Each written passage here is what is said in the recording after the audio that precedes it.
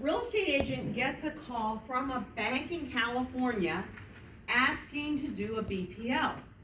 What question should you ask? Anyone have an idea of a question you might want to ask? Why? How much are you paying me? How much are you paying me? I like that one. Do I have access? Will it be interior? What else would you ask? Yes. Is the owner there Is the owner there? and cooperative or not? And cooperative or not? Good one. Yes, sir? Liable in any way. Am I liable in any way? Yeah. Are we going to have a contract here? Do I have any liability here? I think I'd also be asking, where's this going to go? So that ties into why. Why is it being done? But you're having me do it. Is this going to be shared with another entity? Where are we going to go with this? There's a lot of questions you have to answer before, or have answered before you agree to accept this.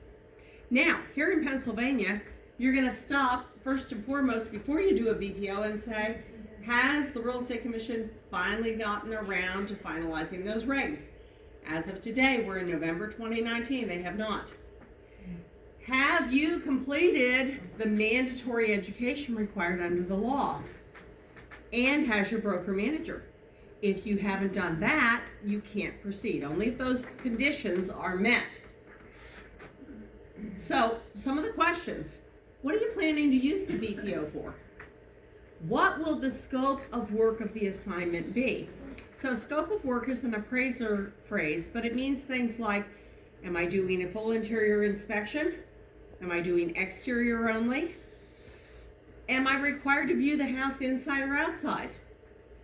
What paperwork will be required? Will it be submitted online or mailed? Now, most of these are being done online. Here's what makes me uncomfortable about anything online. If I'm going to provide a service for someone, whether it's an appraisal or a BPO, I want to have a work file with what I did in there. I want to know what I said so that if it ever comes into question and they're looking at my report and they're saying, well, you said this house was worth $260, and I'm thinking, that doesn't sound right. Could be someone altered your report. By the way, this happens more than you would think with stuff done online where someone has the ability to alter what somebody sends in, which is kind of a scary thing. What type of analysis is necessary? So I'm going to tell you a true story. I used to do a lot of foreclosure appraisals for Fannie Mae. And the appraisals I did were supposed to be on single family homes that had gone into foreclosure. So one day I'm out and about and I go to the address of the property and it's not single family. It is a burned out bar with apartments overhead. There's yellow police tape all the way around the building. Do not enter. And there appear to be squatters in the building.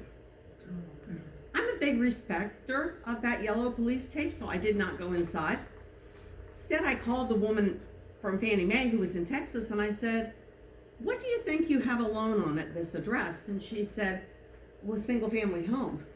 I said, no, you have a burned out building that contained a bar and apartments overhead. Now, folks, if we were going to actually value that, number one, it's a mixed use property. Number two, if it's going to be appraised, you would need a general or commercial appraiser to appraise it. And if we're doing a business, then we have to do an income approach to value, and those apartments would indicate an income approach to value.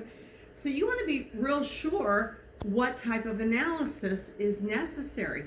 You don't want to take a BPO assignment for what you think is a single family, and it turns out, oh, it's a 4-unit.